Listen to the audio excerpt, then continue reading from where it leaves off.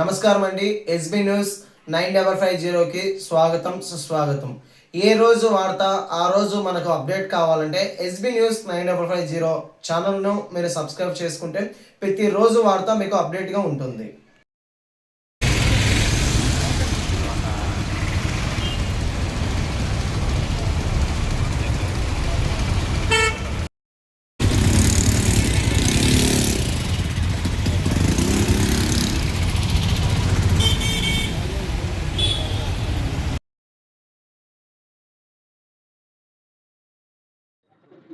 పాత కడప దళితులకు సంబంధించి చిన్న Chowk survey number 919/1లో sub division 1145-46లో 2005లో ప్రభుత్వం భూమి ఇచ్చింది, సర్వే చేసి ఇచ్చింది. అధికారులందరూ అక్కడికి వెళ్ళి భూమి పంచడం జరిగింది. పట్టాలు చేసి ఇచ్చారు. పట్టాలు చేసి ఇచ్చిన తర్వాత ఒక 13-14 సంవత్సరాల పాటు వ్యవసాయం చేసిన తర్వాత అక్కడున్న అగ్రవర్ణాల వాళ్ళు ఆ భూమి మాది అని క్లెయిమ్ చేయడం ప్రారంభించి దాన్ని స్వాధీనం చేసుకునే కార్యక్రమం చేసినారు. పేదలు కాబట్టి వీళ్ళు డబ్బు ఖర్చు పెట్టలేరు కాబట్టి వాళ్ళు డబ్బు ఖర్చు పెట్టి కోర్టులకు పోయి పెద్ద పెద్ద లాయర్లను పెట్టుకొని వీళ్ళకు రాకుండా కోర్టులలో ఏదో ఒక పేరుతోటి ఆర్డర్లు తెచ్చుకొని ఈరోజు వీళ్ళ భూమిని వాళ్ళు స్వాధీనంలో ఉంచుకోవడం జరిగింది. దీన్ని పేదలకి మళ్ళీ తిరిగి ఇప్పించడంలో జిల్లా యంత్రాంగం పూర్తిగా విఫలమైంది. ఎంఆర్ఓ మండల సర్వేర్ చేసినాడు, డివిజనల్ సర్వే చేసినాడు, డిస్ట్రిక్ట్ సర్వేర్ ఏడీ సర్వే చేసినాడు, రీజనల్ డైరెక్టర్ సర్వే చేసినాడు. అందరూ సర్వే చేసిన భూమి అది ప్రభుత్వ భూమి అని తేలిన తర్వాత కూడా మళ్ళీ వాళ్ళు కొర్రులు వేస్తున్నారు, వాళ్ళు అభ్యంతరాలు వ్యక్తం చేస్తున్నారు, వాళ్ళు పైకి పోగలుగుతున్నారు అని అంటే కింది స్థాయి అధికారుల యొక్క పాత్ర ఉన్నది. ఇప్పుడైతే ముఖ్యంగా ఎంఆర్ఓ ఆఫీసు, ఆర్డీఓ ఆఫీసు పూర్తిగా ఎవరైతే అటుపక్క వెంకట సుబ్బారెడ్డి అనే వ్యక్తి ఉన్నాడో అతనికి అమ్ముడు పోయి దళితులకు చెప్పకుండా, బాధితులకు చెప్పకుండా, హక్కుదారులకు చెప్పకుండా సర్వే జాయింట్ డైరెక్టర్ విజయవాడ వాళ్ళతో సర్వే చేయించి ఆ భూమి వాళ్ళది అని చెప్పేటువంటి ప్రయత్నం చేస్తున్నది. ఇది కుట్ర, ఇది మోసం, ఇది అన్యాయం. దీన్ని మేము ఏమాత్రం అంగీకరించాం.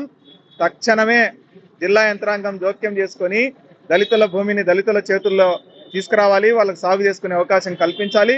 లేని పక్షంలో ఈ నెల 14వ తేదీన పెద్ద ఎత్తున ఆర్డీఓ కార్యాలయాన్ని ముట్టడిస్తామని చెప్పి హెచ్చరిస్తా ఉన్నాం. కూర్చోమ్మా, ఇదే కూర్చో, ఏమి పర్వాలేదు, కూర్చో, నువ్వు కూర్చో. రమణన్నకు నాకు కాదు.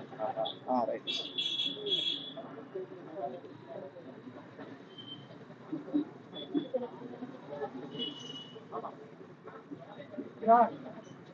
ఎప్పుడొస్తానన్నా అవారన్నా? ఇంకా 1 month. మరి పాత కడప సంబంధించి మరి దళిత గిరిజనులు కలిసి చేస్తున్నటువంటి ఈ నిరాహార దీక్షలకు సంబంధించి ఇంతవరకు ఆర్టీఓ ఆఫీస్ పక్కనున్నా కానీ ప్రభుత్వం స్పందించి దానికి తగిన న్యాయం చేయలేదని అంటే చాలా బాధాకరమైనటువంటి విషయము. మరి ముఖ్యంగా ఈ భూముల విషయాల్లో మరి అట్టడుగు సామాజిక వర్గాలకు భూములు అందకూడదు అనేటువంటిది వీళ్ళ నినాదమా అనేటువంటిది కూడా మనం ఇక్కడ ప్రశ్నించుకోవాలి. కాబట్టి ఈ రోజున ఈ ప్రభుత్వం తలుసుకుంటే ఇది పెద్ద ఇష్యూ ఏం కాదు. మరి దీనితో ఏమంటే సెటిల్ చేయడానికి పాసిబిలిటీ ఉంది. మరి వాళ్ళు దీన్ని సెటిల్ చేయకుండా ఒకళ్ళకొకళ్ళు దళితులకి వాళ్ళకి గొడవలు పెట్టే వ్యవహారాలు చేస్తున్నారంటే ఇది పరిపాలనలో సరైన ఇది కాదని చెప్పేసి అధికారులు కూడా సిగ్గుచేటు. మరి ఈ విషయాన్ని ఇంతవరకు లాగా తీసుకొని రావటము, ఇంతవరకు వాళ్ళకి డిబేట్ చేసి ఇవ్వటము అనేటువంటిది. కాబట్టి వెంటనే ఇప్పుడైనా కానీ మరి ఆర్టీఓ డివిజనల్ ఆఫీస్ ముందు కార్యక్రమం జరుగుతూ ఉన్నా కానీ డివిజనల్ ఆఫీసర్ వస్తూ ఉంటాడు, వెళ్తూ ఉంటాడు, చూసి ఏంటి అతను అనుకుంటే ఒకరోజు 1 గంటలో దీనికి పరిష్కారం చేయడానికి మార్గదర్శకాలు ఉన్నాయి.